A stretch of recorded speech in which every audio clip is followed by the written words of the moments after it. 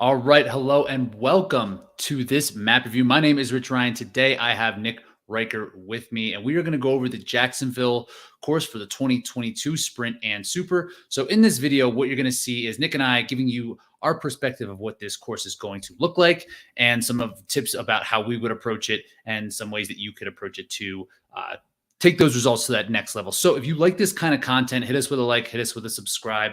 Also, wanted to remind you that you could donate to the Patreon here at TORC so we can keep bringing you these type of map reviews and you can help support the athletes of OCR. So check that link down below. All right, so let's get into it. Here is Nick Ryker and this map review. What's going on? All right, Nick, you're here. So you've done this race three or four times now, right? Three.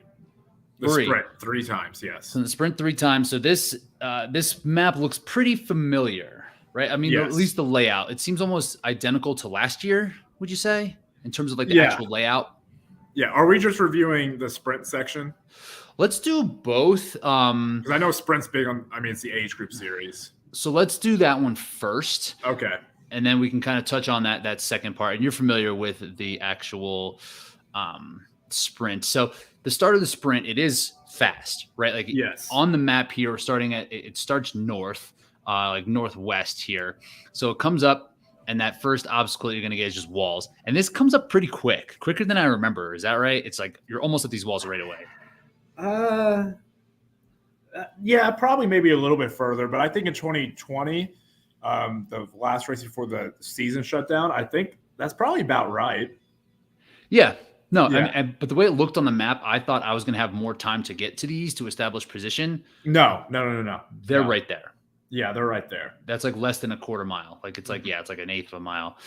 And then as you follow along, more walls. And so this was on the map last year of you going into the water, but then you didn't go into the water. Yeah. So this looks more like it did in 2020. Maybe not as extreme, but if the map is accurate, we're going to waist high water for a little bit. That water is that water level where you shouldn't swim because it's like it's at a weird, level the water is, the height of the water. It's not a swimming cross. No. Right? Like and it's not like a diving either. It's a marching. And so with that, they don't make you put on a life jacket. This. And just assuming, I don't know what the weather has been like down there, that this isn't going to be super high. But yeah, I'm guessing that they will put you through it this year. And it was long in 2020. My gosh, it was probably like 2.5 minutes. It was really long. So that's one thing that is worth noting coming out of the start and not needing to worry about going too hot, because if you do, like, it's just going to slow right down. Like if this actually goes into the water, you'll catch up with the lead pack on accident. Yeah. And in 2020, it was more important because you came right out and you popped onto Z-Wall. Yeah. And now you have a long running section, but it's through it's going to be swampy. It's going to be probably ankle deep water that you're running through all the way to monkey bars, because this looks pretty much the same section as last year. Yeah. And that first 1.5 miles was just like ankle deep water, swamp, like messy running you're going through. So would you, in this case, because it is going to be, there's probably not going to be a ton of movement through there, or if you're not maybe great at technical running, or maybe you are good at technical running on like mud, would you try to position yourself in the water crossing to like kind of come out of the water in front of other people because of what this is going to look like? Or what do you think? Or should you just chill and wait to monkey bars? No, you should probably chill, at least in the water. You're just not going to catch anybody, and people are going to come back to you, and it's going to put way too much. If you want to surge, like coming out of the water, it's just going to be a lot more effort with not a lot of gain. That's how in 2020, looking back at it, I was like, man, I wish I would have pushed more in the water and got a little lead. And then in 2021, when we went to water a little bit, I was like, oh, that's why I did a push, because it's so hard to. You really can't. Yeah, really it'd be a lot harder. So you're not going to really gain anything. So, but it looks like a good running session from the water to the monkey bars. of no other obstacle. Like they've put Z-wall there before. They've put some other walls there before to slow you down. It looks like a straight running through some mud. And I mean, you're doing the sprint. You're over a third of the race done by then. You're already at a mile. That's pretty crazy. Only 2 obstacles in the first third of a sprint. Yeah. And I mean, if you've done this course in the past, I mean, it's pretty back heavy when you start getting through like the dirt bike part of the thing. And so when you come up and you come through monkey bars, and then looks like the sandbag carry that is from 2020. And that was long. That was over a half a mile carry. It was. It was 3.5 minutes of a carry, like through some slop. Nasty. And it's going to be, if you're on the sprint, this is day 2 slop. I mean, this is, I'm not going to say definitely make or break, but those who are good at carries, I think could take advantage of somebody who's not really good at carrying, obviously, because it's a longer carry and it's going to be sloppy. And whoever can come out of that a little fresher, but with a good lead. I mean, I don't see positions changing much after that. I don't either. Like, is this a point where you would make that first move? Like, should you press really hard on this? Because, like, you can't lose time. Like, you really shouldn't get behind on this, because after it's almost a mile 2, and then it's just like obstacle gauntlet. There are 5 obstacles in the first 2/3 of this sprint. Yeah. And that's how it was pretty much last year. There was the bucket carry was up here before, too. Yeah, the bucket was around that little pond, but we're not going around. And remember, there wasn't Sandbag last year, right? Because they were not for COVID stuff. Yeah, because COVID catches on Sandbag. So we all know that now. Yeah. We're safe this year. So safe. So now we're doing the Sandbag. But I mean, that's a big part of this race. I think if I remember correctly, in 2020, Atkins won that race. And he was in the lead coming out of the Sandbag. And then I believe Woods and VJ both ran him down after. But they used so much energy because they spent too much. He got a good lead in there. And somebody in that race, Aaron Newell, went into the Sandbag like in 13th, 14th, and came out in that pack right behind Atkins. Yeah. So like, if you're a good, and he only dropped back, he would have got a top 5 that day, but he missed his spear. So like, you're not going to have a lot of change of positions out of that Sandbag, I think, unless somebody just really blows up. Yeah, I agree. And then, so just Atlas carry might be muddy, and there's like a fence typically where you cross from cross back into like the spectator. Where that little road is, you'll have a little fence. You got to go under. Yeah, right.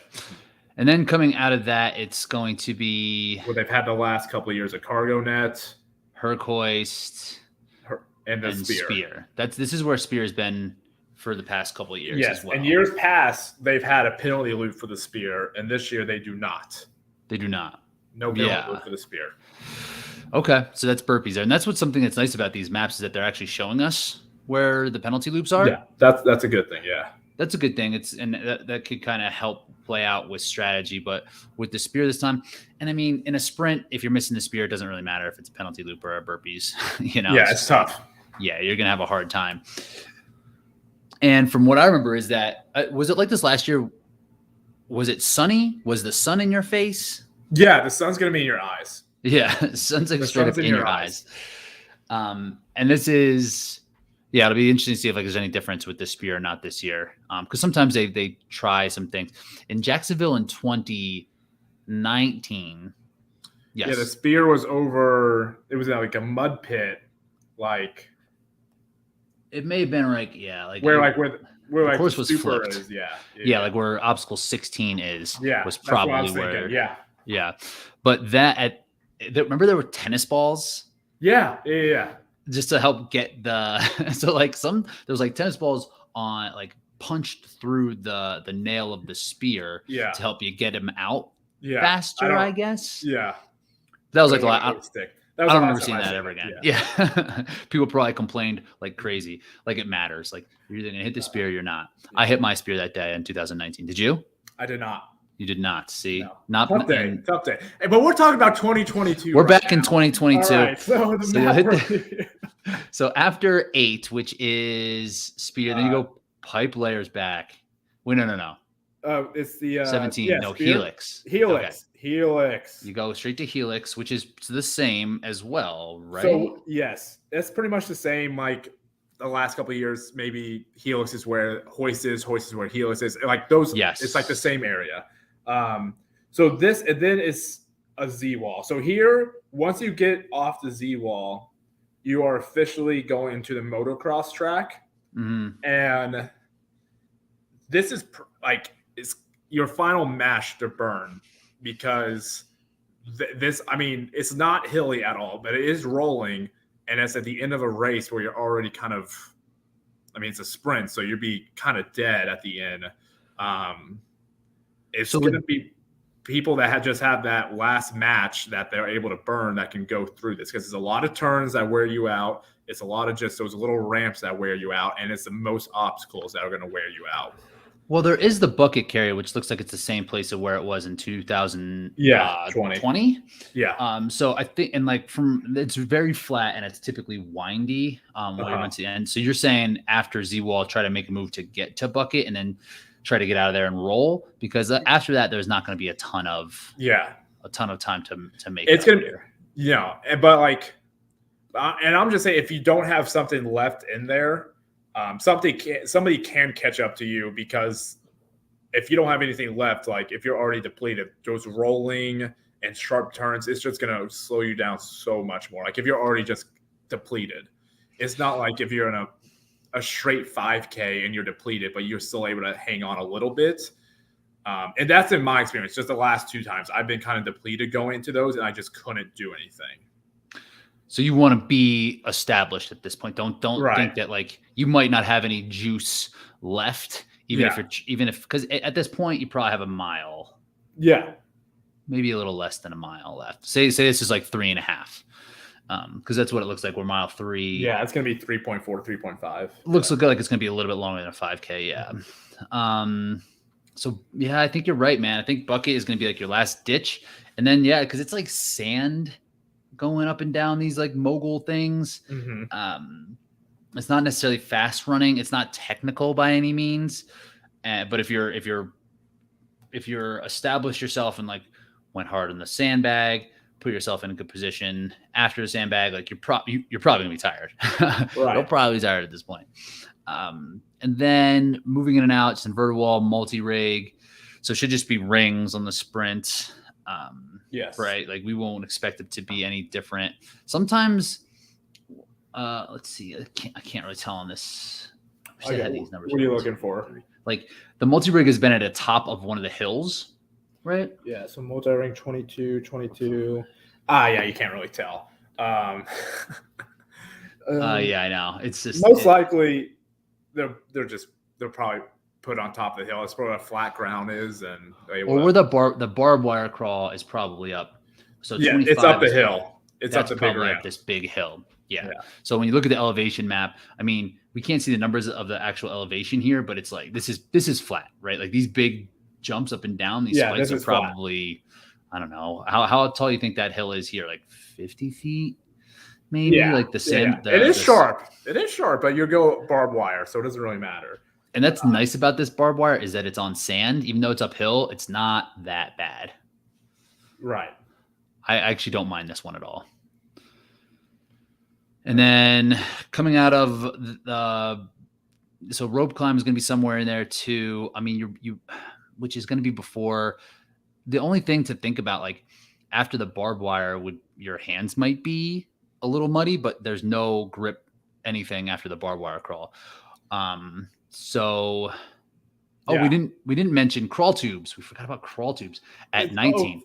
How did we forget about crawl tubes? Dude, crawl tubes, that's Jamie Bruce's specialty, a Logan Broadbent specialty. They'll put moves on there. Not you and I were probably no good at crawl tubes. No, big bodies, no. But what those are just those like plastic pipes, essentially, that you just have to crawl through.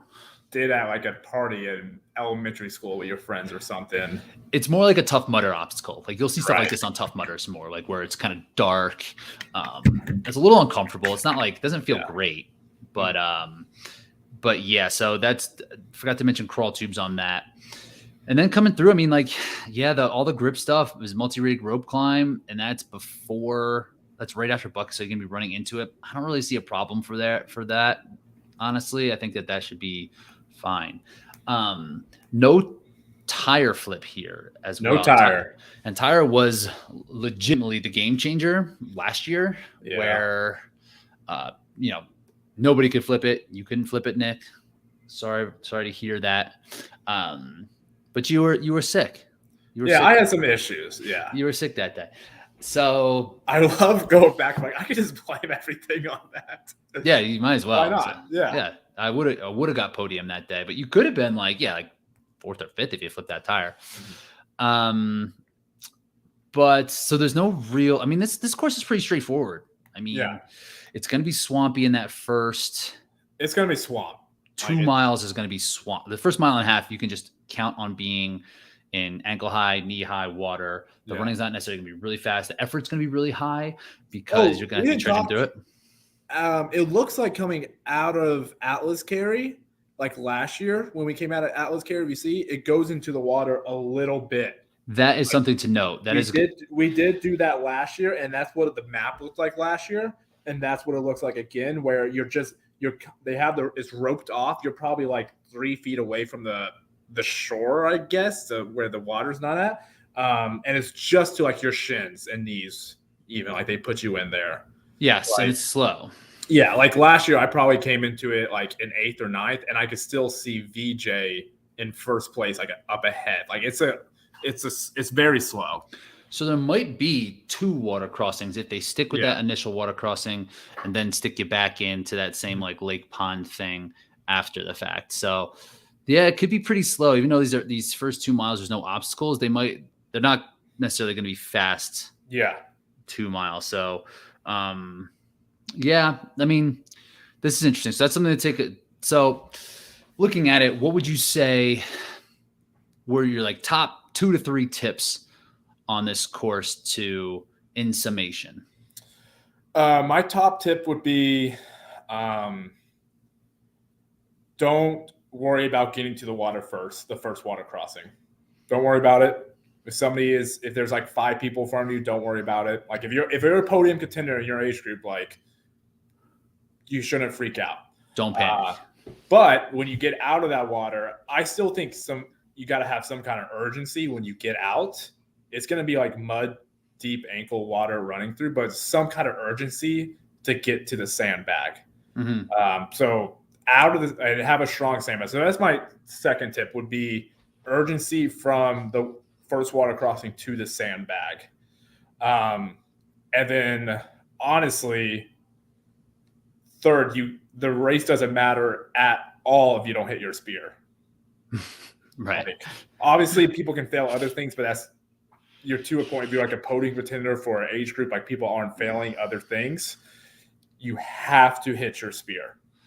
It's really the only failable. Like you have to have positive thoughts the whole time.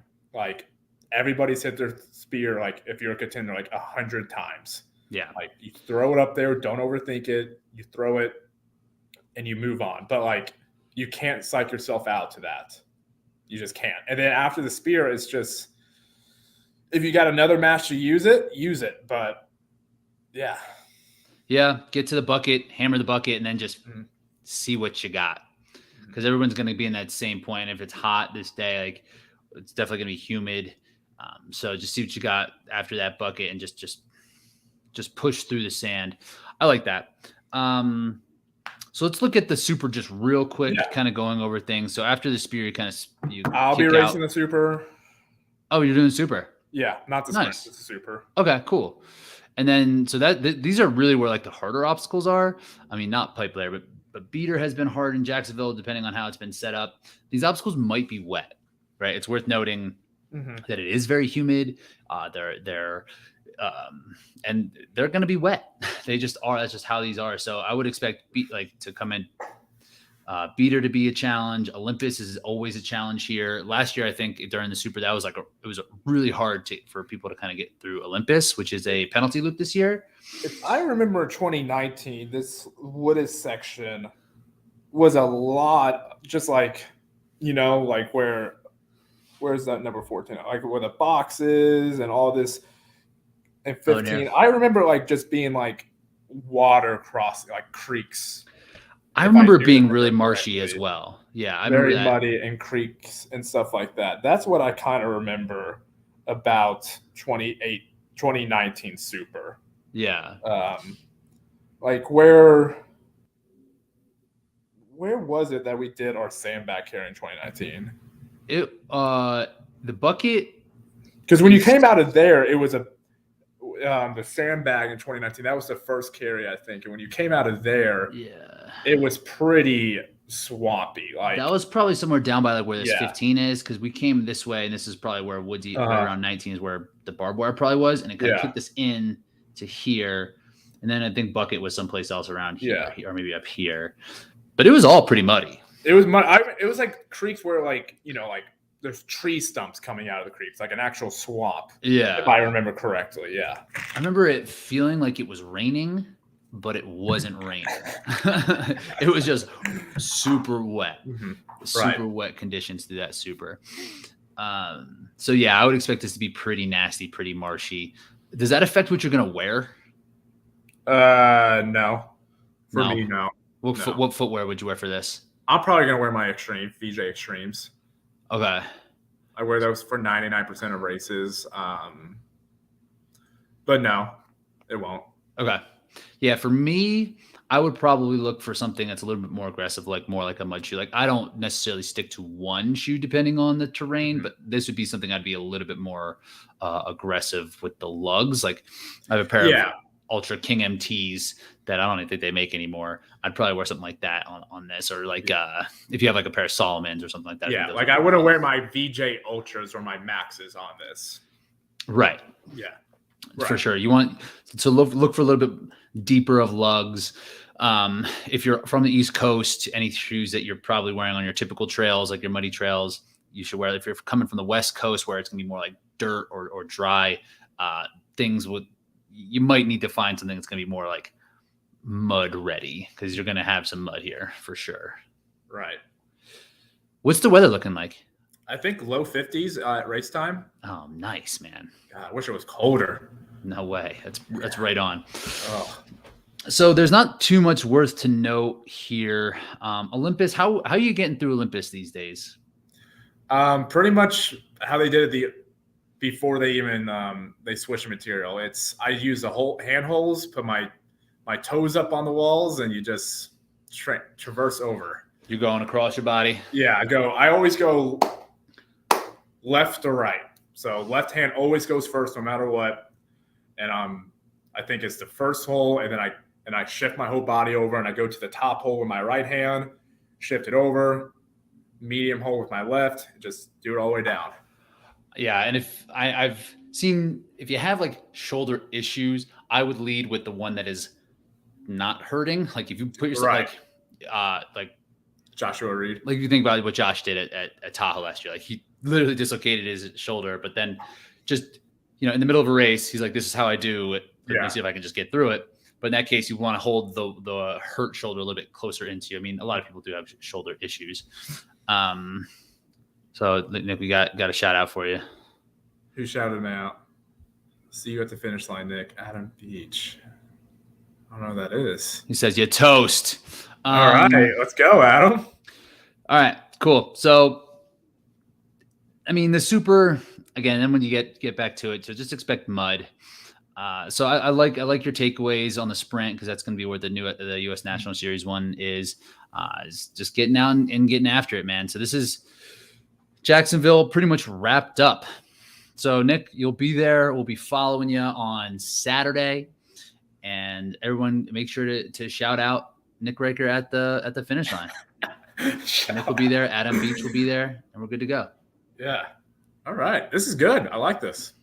Cool. So that will do it for our map review today. Again, reminder, if you like this type of content, hit us with a like, hit us with a subscribe. We're going to be rolling out more of these as the season goes on. And again, if you want to help donate to the athletes here at TORC so we can give you more of this type of content, check out the Patreon down below. All right. That'll do it. All right. Sounds good.